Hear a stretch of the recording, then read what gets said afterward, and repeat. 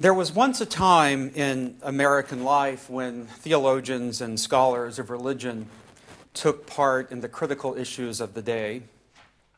The great public theologians of the mid-20th century, Reinhold Niebuhr and Paul Tillich, were both featured on the cover of Time magazine, and their articles and essays appeared in major newspapers and magazines, as well as in academic and political journals.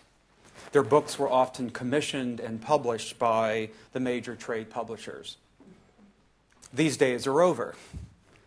There is no longer a representative mainline Protestant voice, as there is no longer an identifiable mainline Protestant culture. That is not to say that theology as a discipline has become obsolete. The Guild is thriving, graduate applications are up. Still, the vocation of the public theologian has become nearly extinct. And in any case, the sound bites of the religious celebrities are preferred by the right and the left to the ruminations of the theological teachers, who insist on slowing down speech, delineating nuance, and exercising a certain reticence when necessary. The forecast for a secular America, made amidst the social crises of the 1960s, most notably by Harvard theologian Harvey Cox in his influential 1965 book, The Secular City, have not played out to script. The affable Professor Cox, you may recall, predicted the coming of a secular epoch when humankind would be finally emancipated from its religious and metaphysical tutelage, and people would at last find the courage to face reality with the fully sufficient resources of autonomous reason, along with the help of a good analyst and a summer house on the shore. More than 40 years later, Americans find themselves in a nation of intense spiritual obsessions, abuzz with religious energies, faith-based writing, commentary, and activism, and in a world saturated in religious fervor. Over the past decade in the United States, the public debate has sometimes seemed like it was all God all the time. And Cox's new era of urban secularity now seems like the wishful thinking of a deracinated Ivy League churchman. His 1995 book, Fire from Heaven, The Rise of Pentecostal Spirituality and the Reshaping of Religion in the 21st Century, is an illuminating study of the global Pentecostal movement and a kind of retraction of his youthful take on the zeitgeist. In fact, theology matters, now more than ever, and it will not do to wish that theologians all go away, as desirable as that may seem. But what is a theologian to do? What is a theologian to say? I am pleased to observe an emerging generation of younger religious scholars in the United States who are working in the Niebuhrian tradition of public theology. And in one of the handouts I offered tonight, I have cited some of their important contributions. Nevertheless, as I have made the journey from a child of the segregated American South, the child of a Southern Baptist minister who came of age during the most violent years of white Christian terrorism in the 1960s, and have tried to deal with haunting and perplexing questions from my past, I have found that the most compelling answers have most often come when I cleave to the stories of people whose lives illuminated hope and authenticity. Fannie Lou Hamer, the great saint of Sunflower County, Mississippi. Dr. Martin Luther King Jr., Ed King, Victoria Gray Adams, John Lewis, James Foreman, Casey Hayden, Will Campbell, and some of the American dissidents you will meet presently. And always my thoughts have returned to the story of Dietrich Bonhoeffer, the Berlin pastor and theologian, as an exceedingly helpful guide in navigating the complexities of our era. In my presentation tonight, these two worlds cross paths in surprising, generative, and I hope inspiring ways. In the half-century since he was executed by the Nazis on April 9, 1945, in the Flossenburg concentration camp, Dietrich Bonhoeffer's life and legacy have shaped the imagination of many of our era's most influential leaders, intellectuals, and artists, from Desmond Tutu to Jimmy Carter, Václav Havel to St. Bono, and more importantly, have inspired countless women and men toward greater involvement in the urgent needs of the world.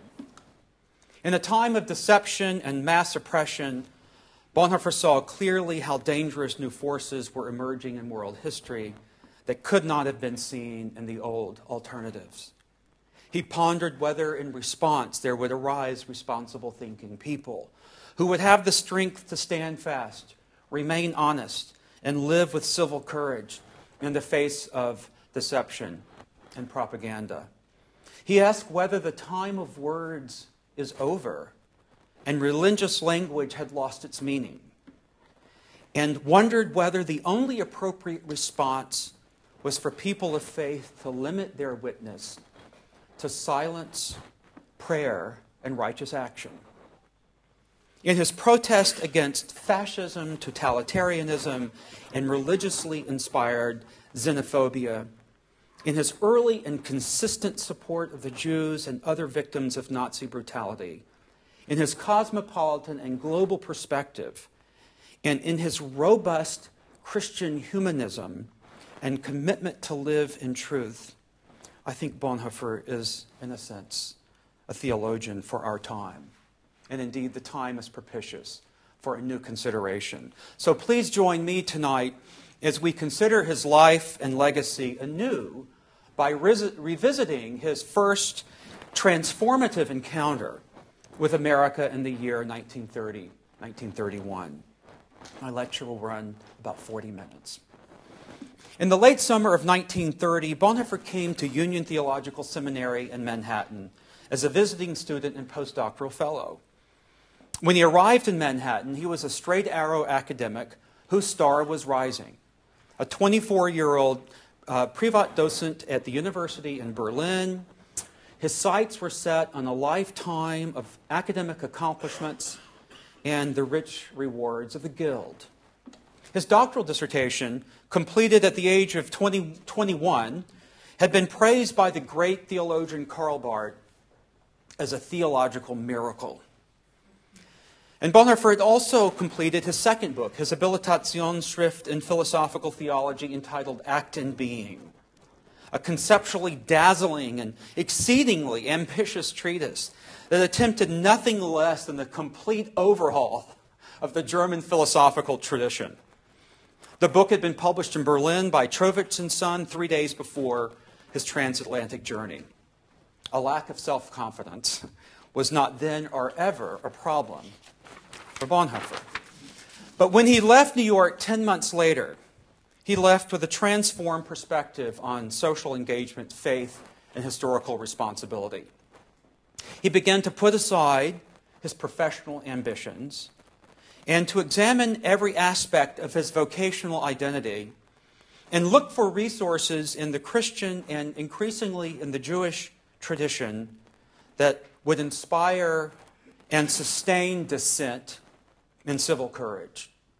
A technical terminology that had distinguished his writings and teaching until 1930 began to fade, and in their place a language more direct and expressive of lived faith emerged, animated by the effort to see clearly in what Bonhoeffer called the anxious middle. It is the problem of concreteness that at present so occupies me, he wrote in his memoir upon his return to Berlin. This from the same scholar who had less than a year earlier found American pragmatism an offense to Germanic precision. In Tegel prison in 1944, where he would be confined for his involvement in a plot to assassinate Hitler, Bonhoeffer recalled the first American visit as one of the most decisive experiences in his life. I don't think I've ever changed very much, he wrote, except perhaps at the time of my first impressions abroad and under the first conscious influence of Father's personality. It was then that I made the turning from the phraseological to the real. Something had happened in America, wrote Eberhard Bethge, Bonhoeffer's great biographer and friend. What happened? Friedrich von Weizsäcker once described Bonhoeffer's life as a journey to reality. But tonight I'd like to explore with you three aspects of this journey to reality. His encounter with American social theology, his encounter with the American organizing tradition, and his encounter with African American Christianity and culture. Because the narrative of this section in my manuscript, which is still very rough, is now around 120 pages, I will offer you more a dramatic framework, if you will, than story. And for that, I apologize in advance. I guess I shouldn't apologize for not reading 120 pages. But perhaps we can fill in some of the details in our conversation. The best place to start is by taking a brief inventory of Bonhoeffer's life on the eve of his first visit to America. He came to New York restless and unsettled. His letters from Berlin in the fall of 1929 revealed even a slight desperation. The air is close in Germany, closed in, and musty enough to suffocate you. Everything here seems so dull and so infinitely banal. I never before noticed what nonsense people speak on the trains and the streets. It's shocking. What did he expect of the year in America? Looking at his notes and letters, one draws the conclusion that he expected the year to be another chapter in a very charmed life. I mean, here was a 24-year-old theological prodigy who had just deconstructed the discourse of transcendental subjectivity. What could he possibly learn from a country where people, he said, fashioned their religion the same way they ordered a car from the factory, according to taste and preference? The scholar Clifford Green, a great Bonhoeffer scholar, draws our attention to an intriguing passage in Bonhoeffer's second theological examination, this may not sound thrilling, at Berlin, that offers a glimpse into his more intimate hope for the year.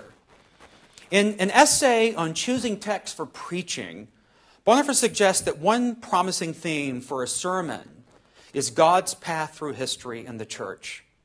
The first text he mentions for such a series comes from the New Testament book of Hebrews 12:1, the verse that culminates the saga of faith from creation to the first martyrs in chapter 11, with this verse: "Therefore, since we are surrounded by so great a cloud of witnesses."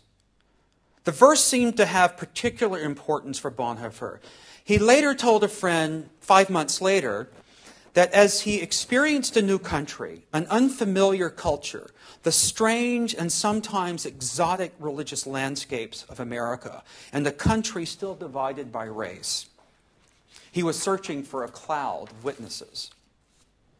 In the 12 courses he took during his year as a Sloan Fellow at Union, Bonhoeffer focused on philosophy of religion, theology, and ethics in an educational context and theological climate dramatically different from the sort to which he was accustomed in Berlin. Suffice it to say, he was underwhelmed by the theological education he encountered in New York City.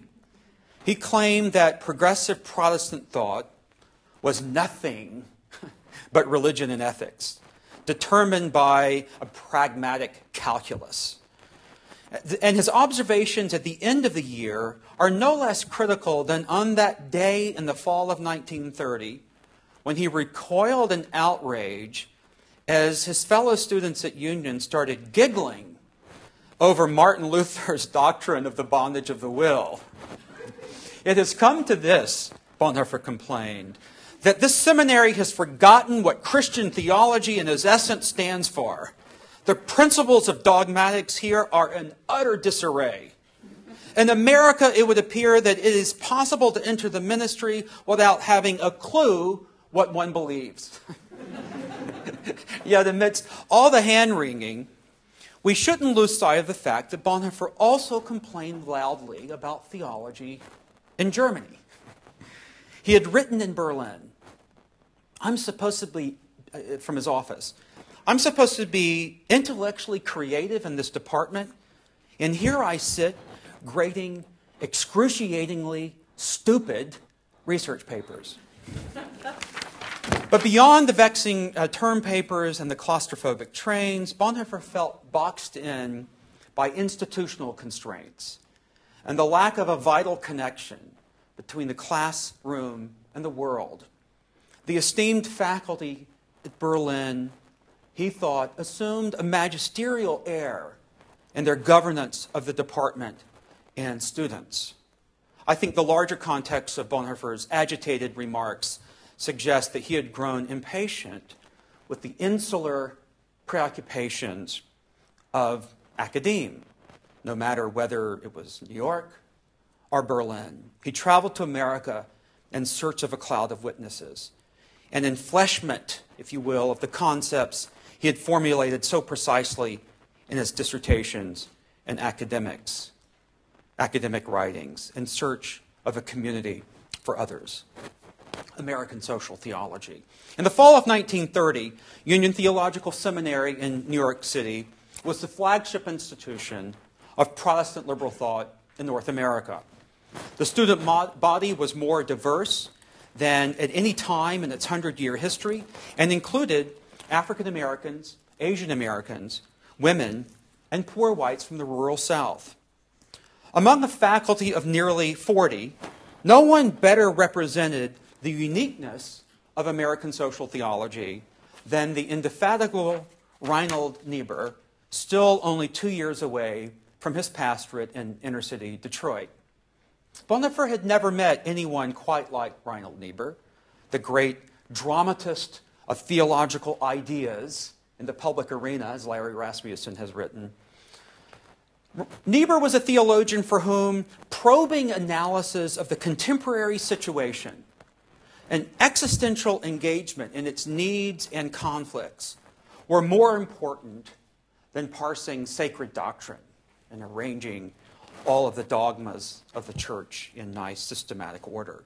In the concept of Christian realism, which Niebuhr was working out in his seminars and lectures in that year, 1930-1931, and which would be the main theme in his 1932 landmark book, Moral Man and Immoral Society, Niebuhr intended to remind modern believers, and all persons, believer or not, of their thick entanglement in the broken, Niebuhr would say, sinful structures of the world.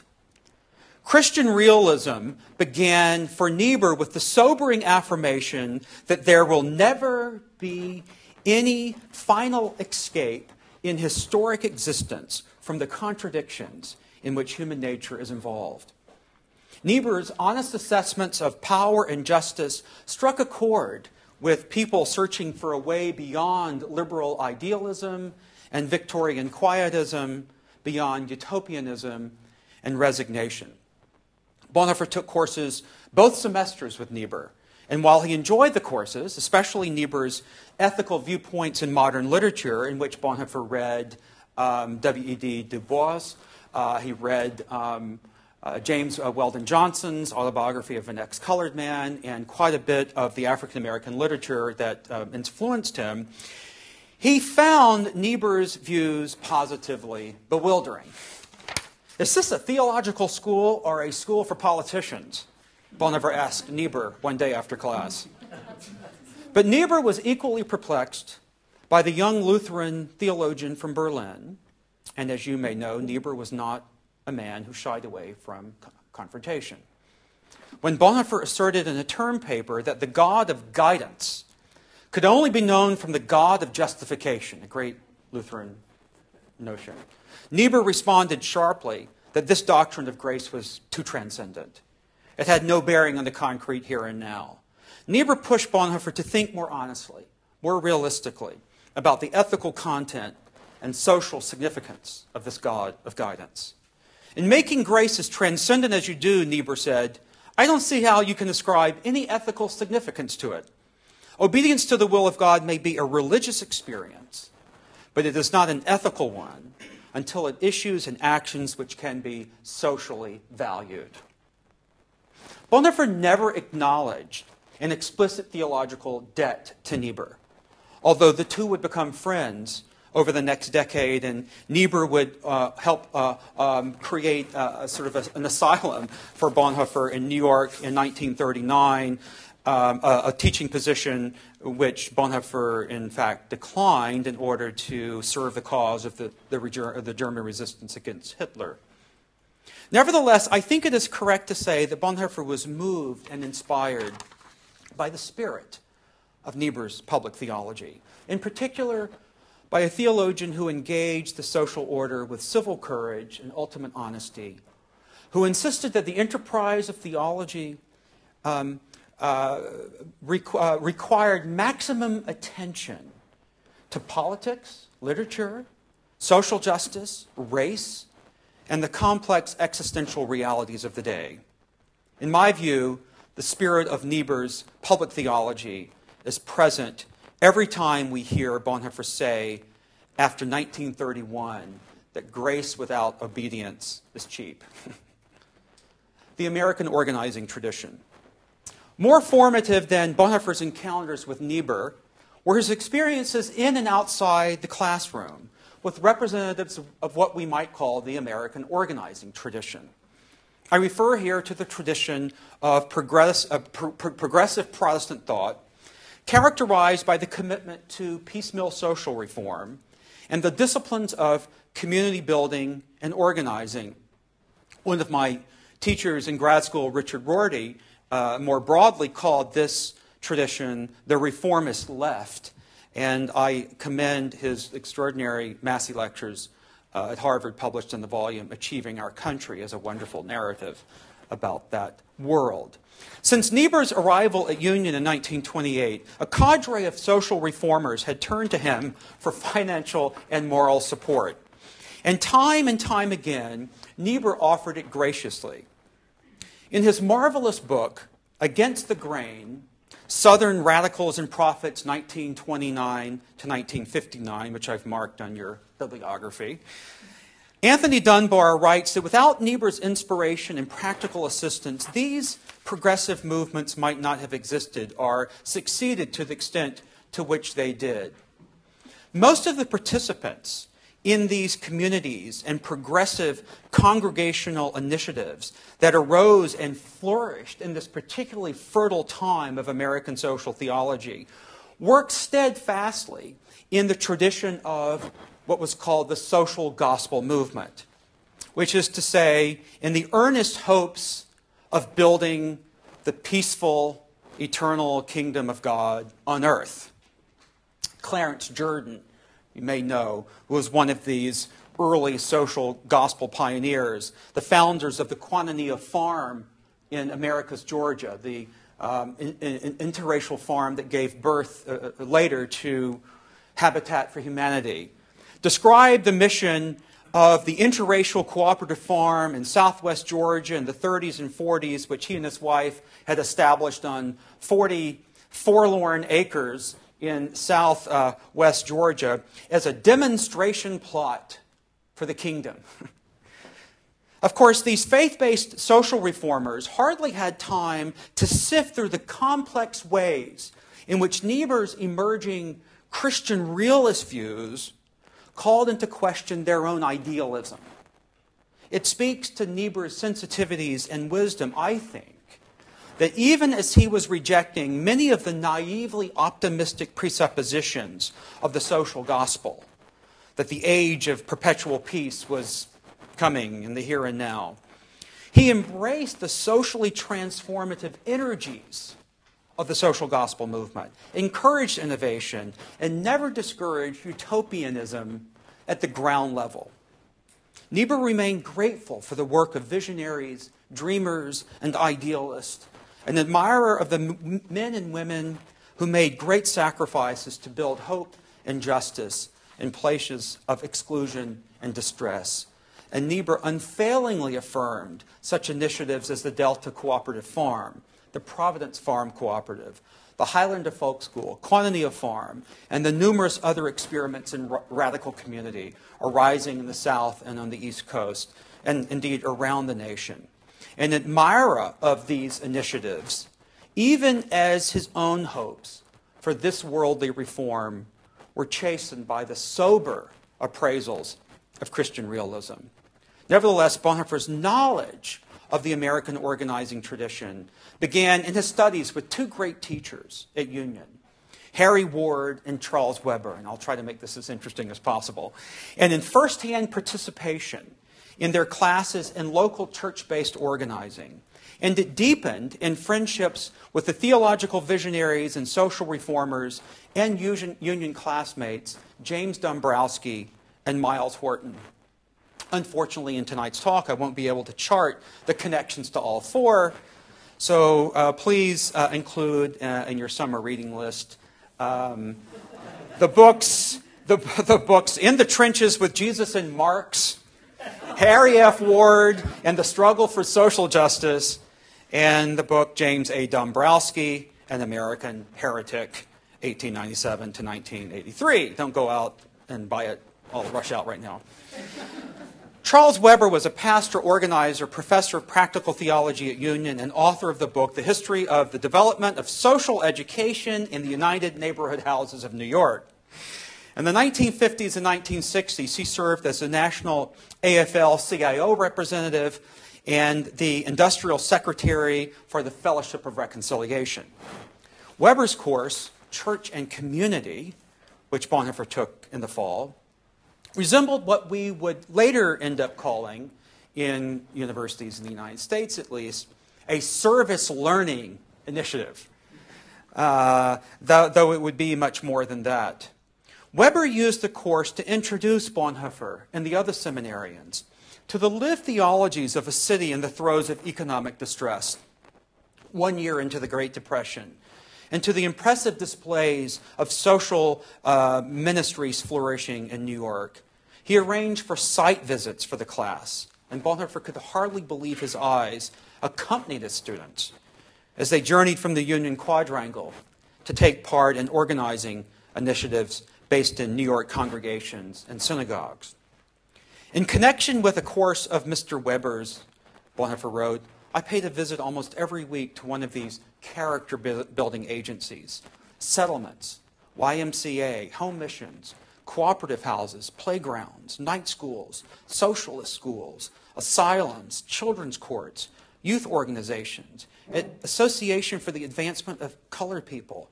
It is immensely impressive to see how much personal sacrifice is achieved, with how much devotion, energy, and sense of responsibility the work is done. The students in this class visited the National Women's Trade Union League and the Workers' Education Bureau of America. They discussed labor problems, restriction of profits, civil rights, juvenile crime, and the activity of the congregations in these fields, and studied the role of religious organizations in selective buying campaigns, boycotts, and public policy, drawing on models and insights gleaned from the Southern Tenants Farm Workers Union and the Delta Cooperative, and especially the British cooperative movement, with whom Weber praised and with whom he had worked.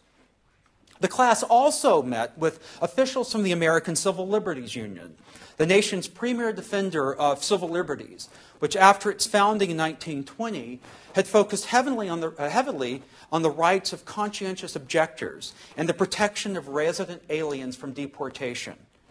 When Bonhoeffer returned to Berlin in the summer of 1931, he told one of his brothers that, quote, Germany will need an ACLU of its own. Through his field work with Charles Weber, this nearly forgotten professor of practical theology, Bonhoeffer found a pathway from the theological classroom to the concrete social situation. And many of the phrases of progressive American social theology began to pepper his sermons, writings, and letters. In his personal recollection of his cousin's year in the United States, included in this recently published volume, Volume 10 of the Bonhoeffer Works, which has all of the writings from Bonhoeffer from this first year in America, Hans Christoph von Hasse said that Bonhoeffer learned so much in America, more than he probably realized even. He learned something that was missing in German theology, the grounding of theology in reality. Whether or not this is a fair claim, what is true is that Bonhoeffer experienced for the first time the teaching of theology to and from embodied, situated particularity. He saw and he felt a divine presence in these spaces of social healing is existing outside the walls of the parish church. The circle of religious social reformers, which Bonhoeffer joined at Union, also included the activist pastors John King Gordon, William Klein, Gaylord White, and as I mentioned above, James Dombrowski and Miles Horton. I'm doing okay on time here, and I only have about 15 more minutes. I said I wasn't going to say anything about Dombrowski. I've got to say a quick word about Dombrowski. For long after Bonhoeffer had laid aside his volumes of William James of Harvard University, whom he read at Union in a year-long tutorial with Eugene William Lyman, Bonhoeffer said in one of his letters that he read all of James that year. Hard to believe, but he said it. He inquired of the other James, that is James Dombrowski, and his friends and acquaintances from New York who had dispersed into backwater hamlets and urban ghettos in pursuit of economic justice and racial equality.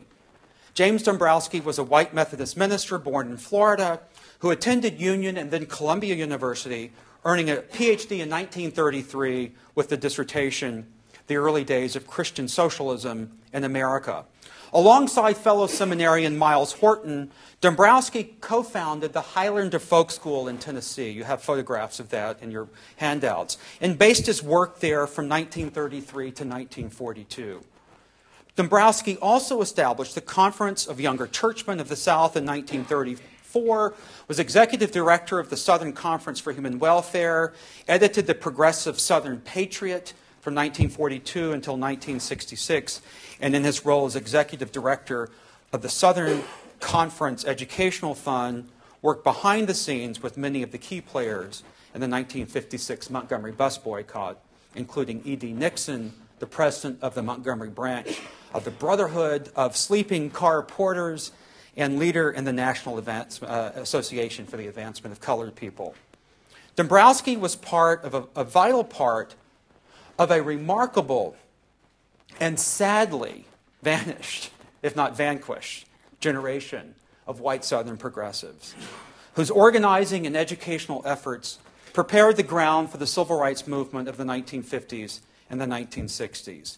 And among this company of Southern dissidents, let us also praise Howard Buck Kester, Sherwood Eddy, Lillian Smith, Lucy Randolph-Macon, Jesse Daniel Ames, and Miles Horton, who became, against all odds, one of Bonhoeffer's closest friends at Union.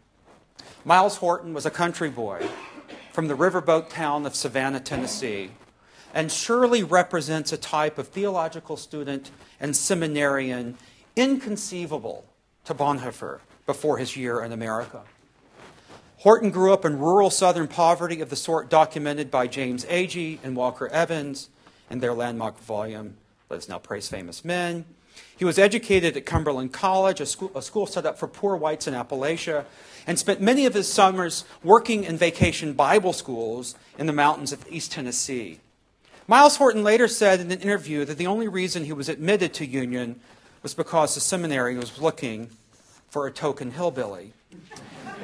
Whereas the aristocratic Berliner regarded Union as sophomoric, Horton felt intimidated by the extremely high intellectual level at Union, he said, and remained always mindful of his inferior educational and cultural background. It is important not to lose sight of this very different cultural perspective when we listen to Bonhoeffer's complaints.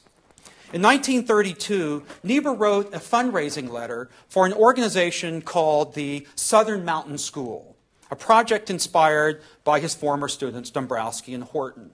The vision was to create an experimental school specializing in education for fundamental social change.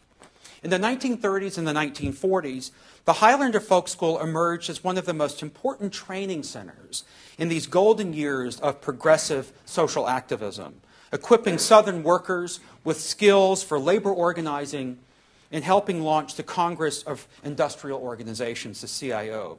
In the 1950s, Highlander Folk School, under Miles Horton's direction, turned its attention from labor to the burgeoning civil rights movement and helped train a generation of organizers that included such brilliant activists as Rosa Parks, Ella Baker, and Martin Luther King Jr. In fact, one of the most familiar pieces of white anti-civil rights propaganda is this towering billboard along southern highways that featured a photograph, it's in your handouts, of Dr. King attending a 1957 training session at the Highlander Folk School with the caption, "Martin Luther King at Communist Training School." Those billboards could be seen around the South. These representatives of the American organizing tradition were probably some of the most radical people with whom Bonhoeffer ever associated. And they were radicals not only in theory. As Clifford Green notes, they worked on urban and rural poverty, on racial justice and civil rights, on union organizing, on peacemaking, and some eventually in the United Nations. And many spent time in jails and prisons for their commitments to human rights and economic and racial justice. You will see the mugshot of Dombrowski in your handout. These men and women must surely be counted among the greater cloud of witnesses of which Bonhoeffer had gone in pursuit. Finally, the African-American Christian tradition. Nowhere in Bonhoeffer's first American encounters is the turning from the phraseological to the real rendered more vividly than in his intense involvement in African-American spirituality and in the churches of Harlem. Niebuhr's work was challenging. The American organizing tradition was inspiring and instructive, but the black church was an awakening. In his academic writings of 1927 to 1930, let me briefly recall, Bonhoeffer had sketched this ambitious critique of the German transcendental tradition. He challenged its construction of a world constitutive ego that mastered and dominated others. And Bonhoeffer worked his way through these philosophical challenges in his writings from Berlin. And his writings were beautiful in their unfolding and application. But they also produced a certain loneliness. The dissertations and academic writings, for all their scholarly benefits, were bereft of singing and laughter, of worship and prayer. And Bonhoeffer felt this acutely. When he arrived in New York in September of 1930, he had never met a person of color. His only remark about race came during his fortnight in North Africa, when he noted in his journals his complete bewilderment at the sight of, quote, Arabs, Bedouins, and Negroes sitting on donkeys in great picturesque white cloaks, traversing the sunny streets of Tripoli and a colorful throng of peculiar figures. Race or racism had not been of concern. But in the course of the year at Union, an African-American seminarian named Franklin Fisher befriended the young Berliner and gently led him into the intense but joy-filled world of black spirituality, and I would add, into a new way of being. Frank Fisher was the son of a Baptist minister in Alabama and had been assigned to the Abyssinian Baptist Church as a pastoral intern. His invitation to Bonhoeffer to join him one Sunday morning marked the beginning of Bonhoeffer's intense 6-month immersion in the African-American church. In time, Bonhoeffer, in his fine tailored suits and silk ties, began teaching a Sunday school class for boys and a Wednesday evening women's Bible study, and also assisting in various youth clubs. And on at least one occasion, he preached in the pulpit of the esteemed Adam Clayton Powell, Sr. Miles Horton vividly recalled an exchange with Dietrich on a Sunday just after he had returned from morning services. He was so excited and talkative, Horton said, and instead of going to his room, he described the preaching with excitement and audience participation, and especially the singing of the spirituals. He was so very emotional, and for once did not try to hide his feelings, which was extremely rare for him. He said it was the only time he had experienced true religion in the United States, and was convinced that it was only among blacks who were oppressed that there could be any real religion in this country. It's an extraordinary point that Albert Raboteau makes in his essay, American Salvation, that I handed out to you, and you can also include in your summer reading. Perhaps that Sunday afternoon, Horton commented, I witnessed a beginning of his identification with the oppressed, which played a role in the decision that led to his death. Certainly, I witnessed an insight that too few of my own countrymen in the United States appreciated. Not to be overlooked, Bonhoeffer's presence at Abyssinian in 1930 to 1931 coincided with significant transformations in Adam Clayton Powell Sr.'s vocation as a minister in an urban parish. Powell had been the senior pastor at this historic church since 1908. He was an eloquent preacher and a skilled administrator. But as the Great Depression began to sweep over his Harlem parish, Powell was inspired to new convictions as pastor and citizen. And in his lovely little memoir, Upon This Rock, Powell said he began to imagine Jesus no longer as a transcendent reality, powerful but inaccessible, but as a man who wandered the streets of Harlem, who shared the struggles of the poor and distressed as friend and counselor, as a person who lived for others amidst worldly joys and sorrows. And Powell invited the young German theologian into the full life of the black church in Harlem. Rudolf Schade, who later taught at Niebuhr's alma mater, recalled an encounter with Bonhoeffer on a Monday morning after his first experience, Bonhoeffer's first experience of preaching at Abyssinian. Bonhoeffer was still elated and beaming and enthusiastic, and he asked Schade to take a walk along Riverside Drive. Speaking excitedly in German, Bonhoeffer shared the previous day's events and impressions and conveyed the thrill of the church people, voicing their agreement with his sermons by punctuating his words with amens and hallelujahs. He had never experienced such joy and worship in the melancholy of the North German plains. Paul Lehman, an affable Midwesterner, fellow student, and later professor at Union, worried that Bonhoeffer was spending too much time in Harlem. And as early as October, Bonhoeffer had signed up for a trip to Negro Centers of Life and Culture in Harlem. You see all of these in the Staatsbibliothek, in the papers, and now in the published volume. He secured a large bibliography on the Negro, compiled by the Harlem branch of the New York Public Library.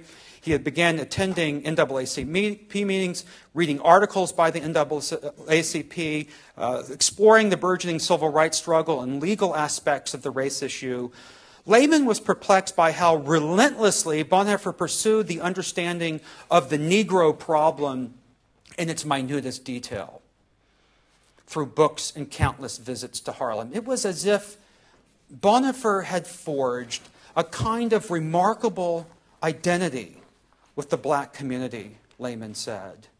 Bonhoeffer experienced personal renewal and theological transformation in his brief but decisive participation in the black church and through friendships with Fisher and the other African Americans who welcomed him into their homes. Just a few more minutes, 3 or 4 more minutes. Yeah. Bonhoeffer said, as long as I've been here, the only sermons I have heard in which you could experience something like a genuine proclamation were those delivered by a Negro preacher.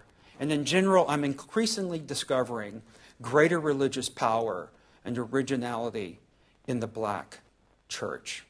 At the end of the school year, in the spring of 1931, Bonhoeffer drove with two of his friends, a Frenchman named Jean Lasserre, who would be instrumental in Bonhoeffer's journey to pacifism, and a Swiss named Hervé Zutz, on a journey into the American heartland, on an auto tour that took him from New York to Chicago, to New Orleans, to Laredo, Texas, to Mexico City, back to Laredo, Texas, through the Deep South along Old Highway 11, to New Orleans, to Hattiesburg, to Laurel, to Meridian, through the mining towns of Western Virginia on their way back to New York. 4,000 miles driving, 1,200 miles by train in 7 weeks. The conditions are really unbelievable. Separate railway cars, tramways, and buses. But also, when I wanted to eat in a restaurant with a Negro, I was refused service. Bonhoeffer drove through Alabama the same fateful month. 9 young black men were accused of raping 2 white women on a freight train and convicted in a mob atmosphere and successive trials in Scottsboro, Alabama. In his Union notes, Bonhoeffer commented on the black Christ being led into the field by a white Christ. And he is referring to a poem he had read, the poem by County Cullen, the narrative poem, The Black Christ, and that poem's astonishing conclusion that as a black man is being lynched by whites for his love of beauty, for his love of sensuality, for his love of the spring, he becomes Christ. Finally, back in Berlin in the fall of '31, Bonhoeffer fell in love with the Bible and began nurturing a rich devotional life, often animated by the African-American spirituals and gospel standards. One of my favorite images is of Bonhoeffer with other Lutheran seminarians in a legal seminary on the North Baltic Sea, standing around a piano with their big glasses of beer, singing Go Down Moses. He organized retreats at his hut in the forest near Brennau and encouraged the students to read Scripture with openness to God's voice and attention to the outcast and reviled. He was drawn in an intimate reading of the Sermon on the Mount, the most radical of the gospel narratives on peacemaking, and at the same time, he affirmed the importance of the Christian religion's rootedness in Judaism and the Hebrew Bible at the time in which that was being separated by the Nazi theologians. Bonhoeffer was now moving in response to a new understanding of faith, and as we know, he would only come to speak more passionately of communities of obedience and prayer, of spiritual disciplines that bring clarification, purification, and concentration upon the essential thing, and of responsible action in a world come of age. Under the influence of this greater cloud of witnesses, his understanding of the Lutheran doctrine of justification shifted in dramatic ways. He would no longer think of grace as a one-sided affirmation spoken by God to sinful humanity, but a partnership between the divine and the human. And if you have read his letters from prison, you will know that time and again Bonhoeffer says, "My thoughts keep going back to the Old Testament. I keep growing more and more attached to these stories." The young philosophical theologian who had found American social theology an offense to doctrinal correctness became the theologian of concreteness. And in months of the Aryan policy's enactment in 1933, Bonhoeffer was drafting documents opposing that edict and would say in no uncertain terms that he who does not cry out for the Jew dare not sing Gregorian chants. What became of his friend and mentor, Frank Fisher? Reverend Fisher graduated from Union, taught at Morehouse College for a spell, and in 1948 assumed a pastorate at the West Hunter Street Baptist Church in Atlanta.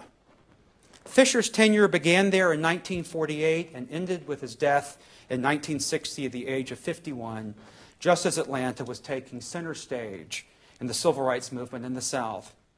In 1957, Frank Fisher was arrested with Martin Luther King Jr. for attempting to integrate Atlanta's buses during the Triple L campaign.